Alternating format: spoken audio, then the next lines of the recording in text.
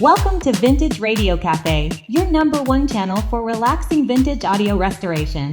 If you like watching an idiot wielding a soldering iron, you've come to the right place. Watch Ray's attempts to fix wonderful forgotten radios from another era, way before transistors. Sometimes he even gets them working again. What could go wrong, right?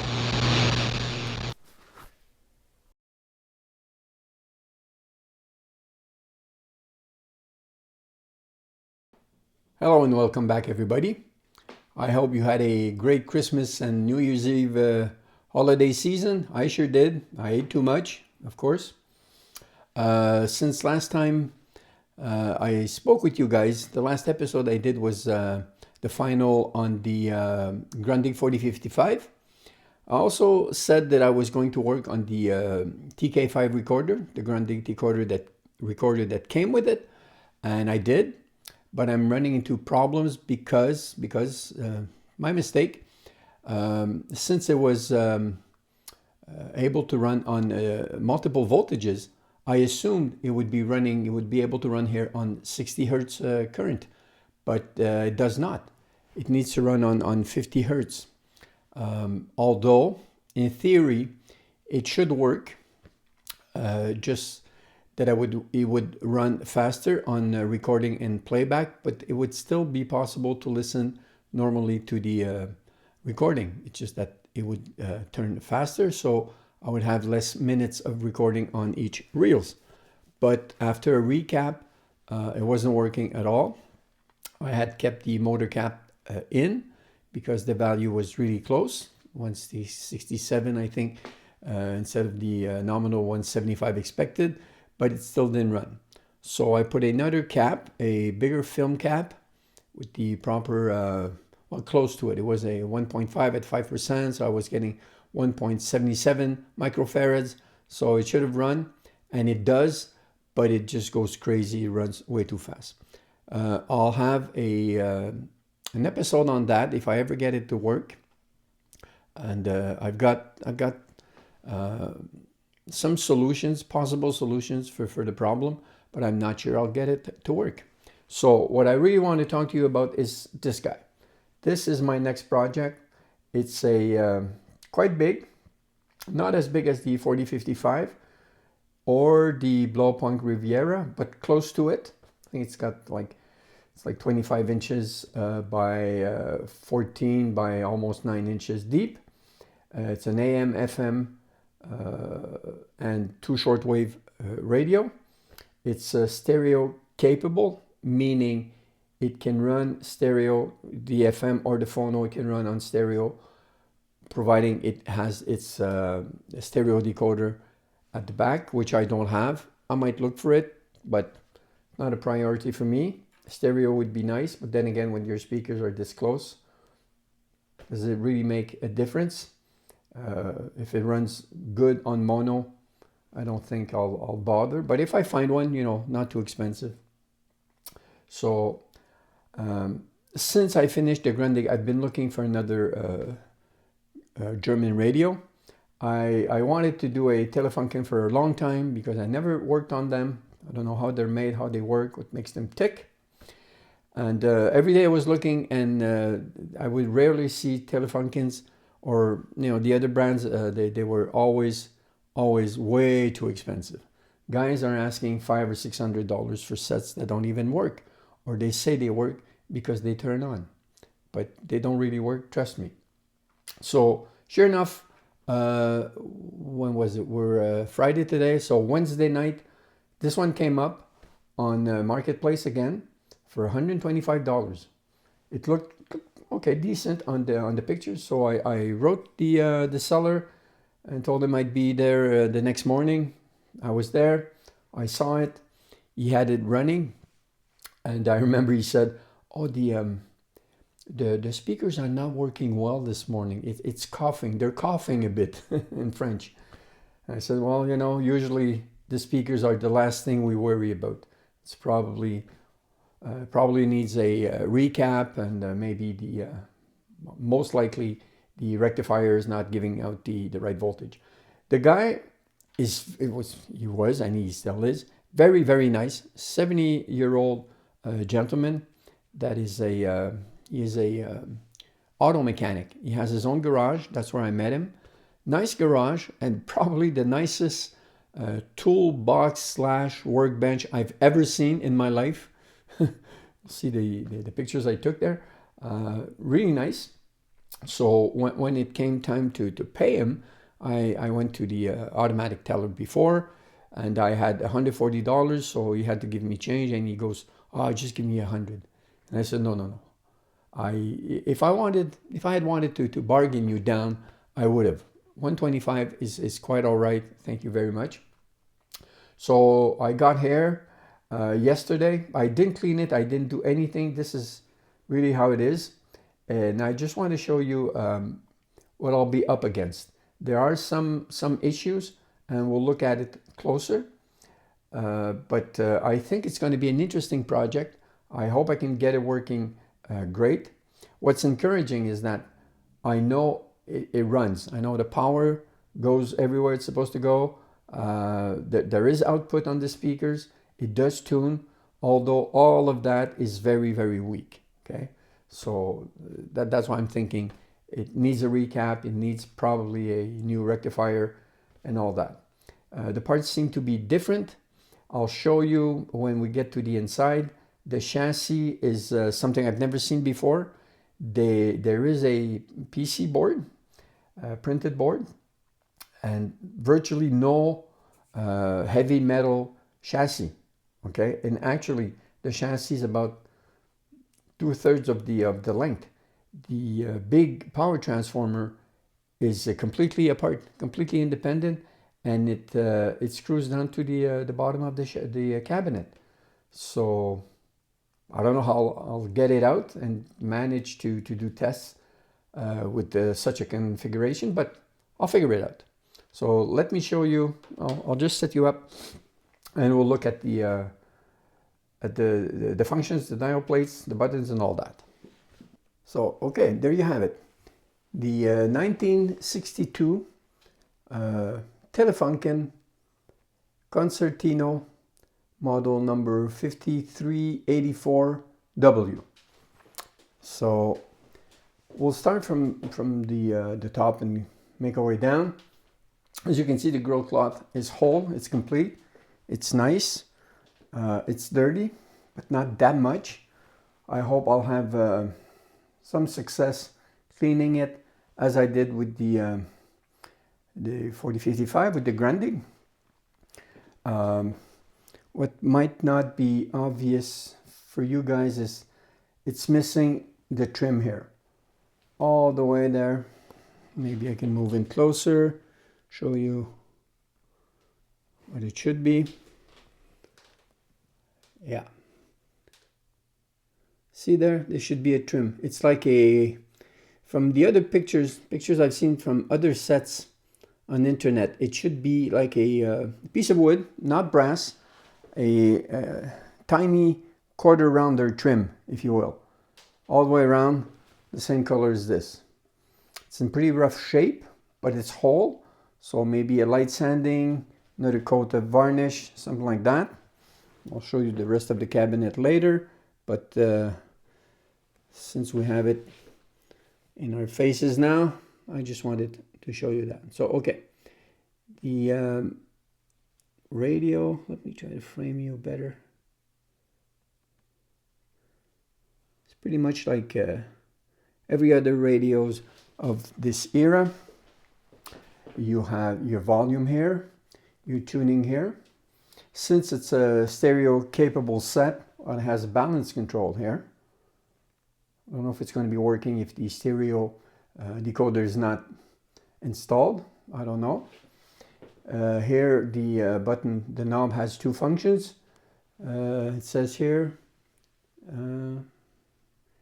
knob, AM, FM, the small knob, AM and shortwave. Yeah, so this is for AM and this would be for FM here. Okay, you see all the bands, and I'm very happy to report this one is a full range FM. So from 88, I think it's 87.5 actually, to all the way to 108. megacycles, so I'm very happy with that. The AM is pretty normal. I think it goes all the way to 1630. I don't believe I get anything beyond that here, and all the way to 515 here. Sometimes it's 550, so that's all good.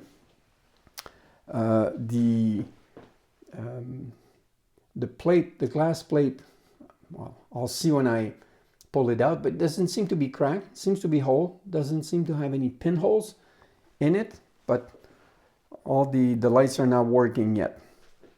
The tuning eye is a EM84, so not too hard to get. For $20 I can get them from my friend Jim over in Florida, so that shouldn't be a problem. Everything, all the piano keys work, but you know, they're really crowded. I can tell they don't catch really nice, especially the FM. Sometimes it doesn't stay in. So we've got power on, or do we? Yeah, doesn't even turn on. Let's try the AM. Okay, maybe you don't see it. There's a light there. This one is burnt.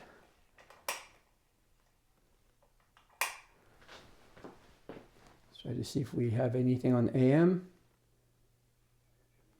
Even though he only got 2 points, yeah, even though he's 5'9", it's working, but not great. Jacks, that line just did not get to the net, did not get to the dirty areas at all. It's scratchy, it hums. He didn't change, he kept stubborn.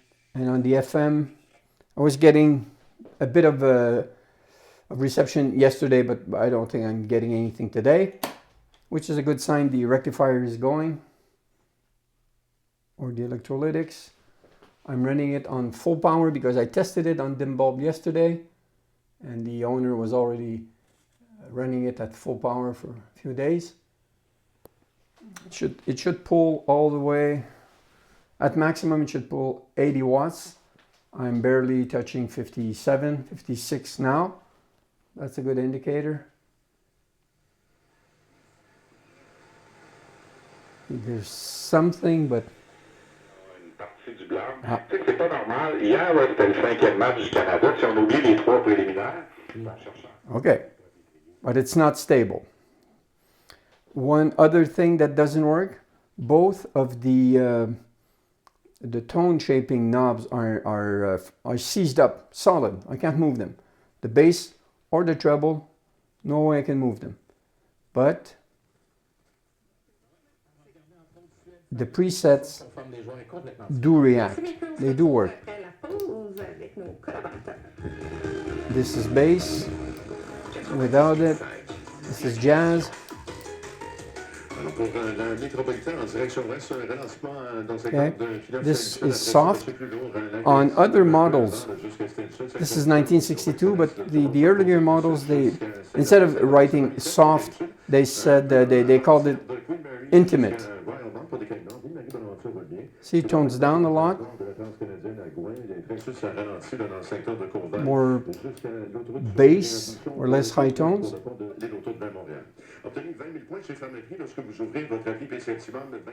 Okay, so we have bass, stereo. If I try to use stereo now, lose everything because there's no decoder connected to it. This is the off switch. There's one button for both phono or tape. AM, shortwave 2, shortwave 1, FM, and then soft and jazz. So your preset are soft and jazz and bass, I guess. You can call it a preset as well. One other thing that is not right, the indicator, the pointer for the bottom one, so the FM and shortwave 1 is straight, but the other one for shortwave 2 and AM is crooked. I already looked at it, and the one side of the anchor point on the string, on the dial cord, is broken off. So when I remove it, I really have to be careful, and I don't want to to run the shop vac before I get it out, because that part might still be at the bottom. There's no hatch at the bottom, so there's no big holes it could have escaped from. So maybe I'll find that part and I'll be able to fix it. Otherwise, I'll have to think of something else. As far as the brass is concerned, it is spotty. I don't know if I can clean it up, maybe. And this particular model just has some writing. The Telefunken is just written there, or the paint is not going around the letters, if you will, as opposed to other models that had a 3D screwed in or nailed in escutcheon. So that's the way they made it. Doesn't look too bad. See how unstable it is. I'll turn it off. My point was to show you that it works to an extent, but everything is weak.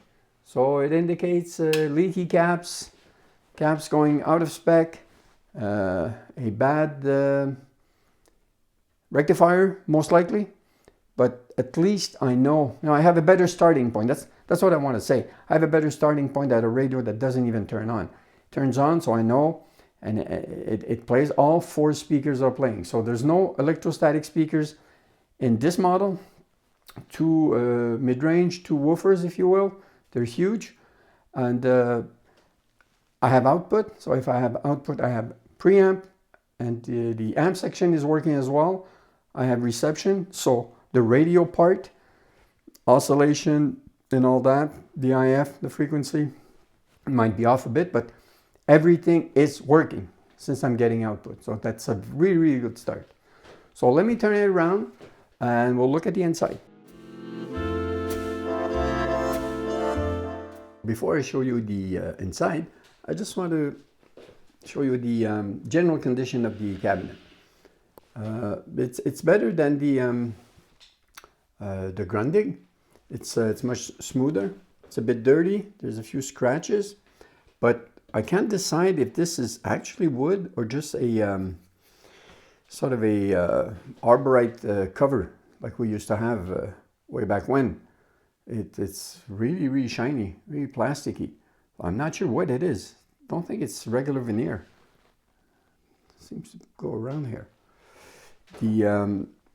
The grill cloths on the side are whole. They're not wrinkled. So I'm just going to blow some air. But I think they're going to be okay. I think they're going to be staying there. And pretty decent, actually. Can't complain. And let's turn it around. It's heavy, but not as much as the 4055, which was 47 pounds. This one must be 25, 26, something like that. So the writing is fading away, but we can still see pretty much. And yeah, if we look at here, this is the antenna, and you can, it's pretty tight.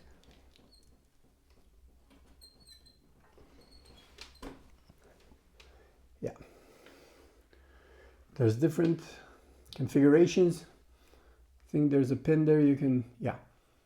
So we can choose for AM and FM, or using the antenna only for FM, like it is set up right now. Yeah, indicates here, outdoor or ferrite, and then the usual markings of what everything is supposed to do. Oops, like this. The recorder will be here, the turntable here, and this one is for the FM stereo adapter. So it's not inside, it's really outside. And then you have, what are those? Okay. external speakers, which should be at 5 ohms. Right hand channel, left hand channel. Okay, so that's for the stereo. Right, I understand. Okay, so we can put 2 additional speakers when in stereo mode. In mono, just 1. And you have your voltage selector. I'm at 115 now. All right. Yeah. And they already had started to use the interlock power cord connector and the vacuum tube arrangements. So there's 2 ECL 86 for the amp. Now the let me move in closer. I'm already closest. The EBC 91, I'm not sure if it's the preamp or acting as a inverter in a push-pull configuration. I'll have to check the schematic, I'm not sure. So the ECC 85 for the FM, EBF 89, ECH 81. Okay, I'm sorry, this was the ECC 83. The ECC 85 is here. The rectifier I've already looked at. It's not a can, it's a flat old metal box there, but it's bigger than what I've seen before. So 150, yeah, that's why, instead of 100 milliamps. And tuning eye EM84. So that's the back. So let's remove the panel and see what we have inside. So here's a view of the back of the radio. And to remove the panel, well, instead of just screws, they've got these sliding devices here, which I find really good.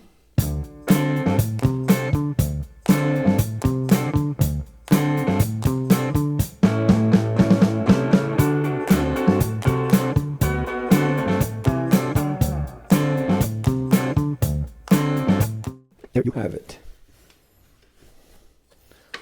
It's of course quite dirty.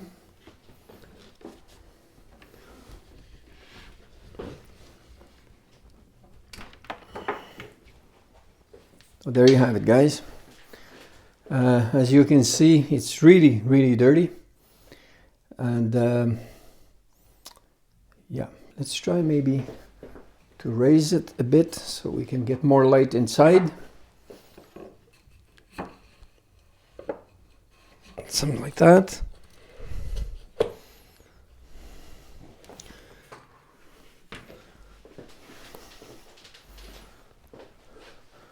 So you got it here. Ferrite antenna, as you can see, is really simple swivel movement. You've got the, start from the top again. Those 2 huge speakers, maybe not as big as the one in the Grundigs, but quite big, maybe 9-inch, 6x9s, or maybe 6x10. And the smaller ones, which will be the mid-range, but maybe, I don't see the caps. No, the caps are really to filter the woofers. So maybe the woofers are set. I'll see what the values are. I have to look at the schematic. Maybe they're set to let more of the low end go through, and those naturally will yield some of the high end. And when I was talking about the chassis, I mean, there's a board here. There's a PC board. And this is the only part of the chassis. It's like just thin. It's like aluminum. It's thick, but I mean, it's not a big, like cast aluminum. So it seems to be rather light. And the big transformer is a separate device held down with 3 screws. You have your main filter cap here, and the rectifier will be here, which it's a longer can. You have your put my glasses on. So you have your ECC 85 here, so the front end of the FM. The 2 power amplifier tubes, the ECL 86 are here. The 91 is here, which I don't know, I'll admit.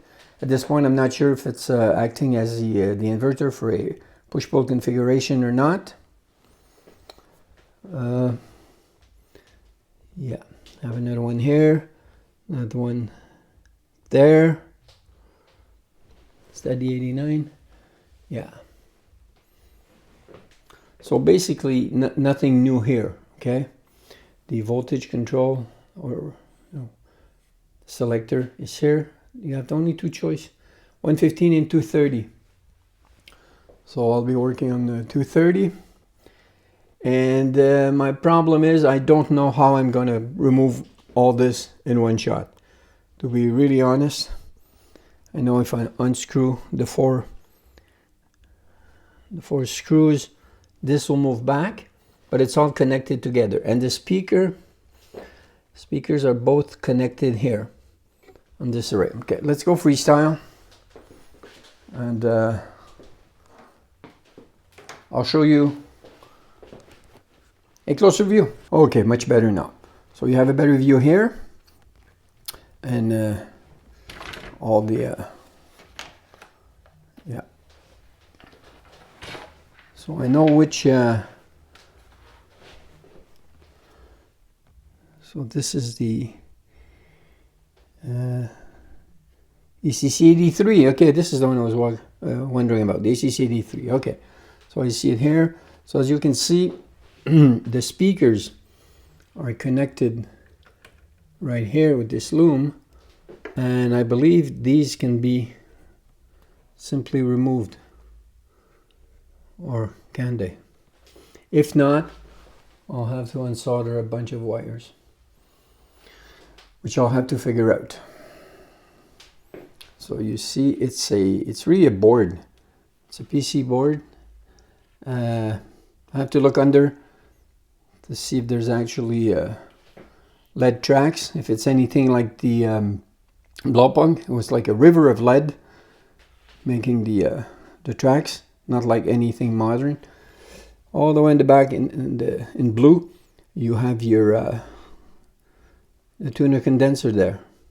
So it seems a little bit small compared to what I've seen before. The IF cans, RF, and all those coils, inductors for the different bands, AM, FM, and shortwave. Also you need it for alignment. I really hope I don't have to do an alignment on this one, but hey, we'll see. I know I can do the AM, the FM. I still don't have a FM signal generator. Still looking for one, an affordable one. So let me try and pull it out of the cabinet. We'll have a better view. So I'm back, and as expected, once I unscrewed the 3 screws for the power transformer assembly and the 4 ones for the chassis, everything comes loose and backs up nicely. Had to undo those connectors. 6 here and 3 here.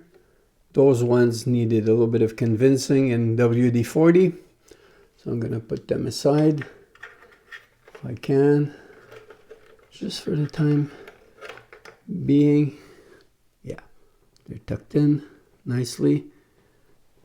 So let's try to pull the chassis out now.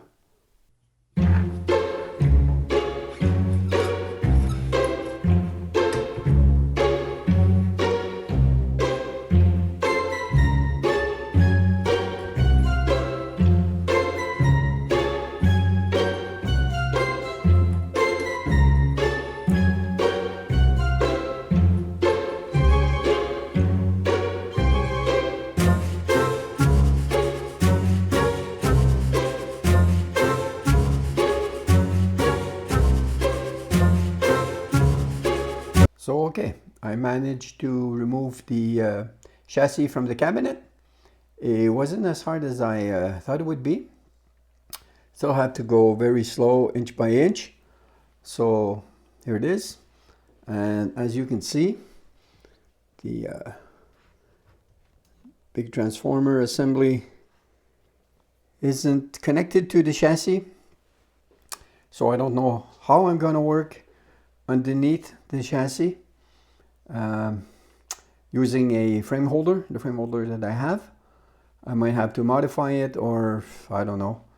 The thing it has going for it though is it's raised enough with the legs so it doesn't touch underneath. The chassis is not touching the bench, and the all those coils, those inductors, are on the top, so there's no risk of damaging them, bending or crushing them, working on the top of the chassis. So I might be able to do a good part of the recapping on top, and I'll see what I'll do for the bottom. One thing I want to show you, I hope I can show you this. Yeah, this is the pointer, and as you can see, it is broken, so that's why it's crooked. Instead of being straight like that, it's at an angle, but the part is there. See, it cracked there, but it's still there. So maybe once I remove the faceplate, maybe I'll be able to take the whole pointer out and re-glue it with super glue or something, and maybe finish it with a dab of clear epoxy. So there's hope there. Other problem, or not a problem, but it's a mystery for me, I'm having now is how to remove the knobs. Usually you have a screw on each one of them, and there's no space here. And looking here, maybe you can see, there is absolutely no screw hole. I'll try to rotate it. No screw hole whatsoever on both of them. So I don't know how you remove them. Maybe just by pulling. I want to break them, so I'll do some research. Maybe there's a trick I'm not aware of. See, same thing for this one.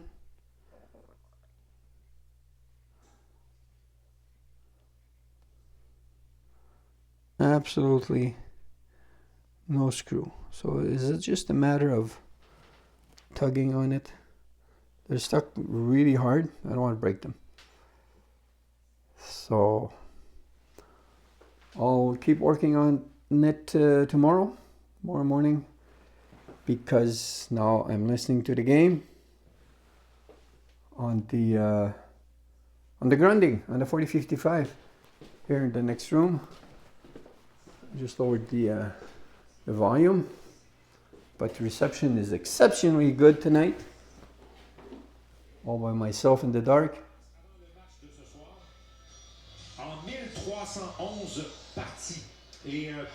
Using the remote,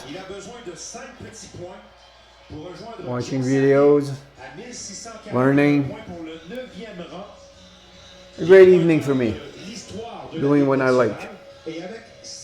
So catch you when I remove the knobs. Catch you later, guys.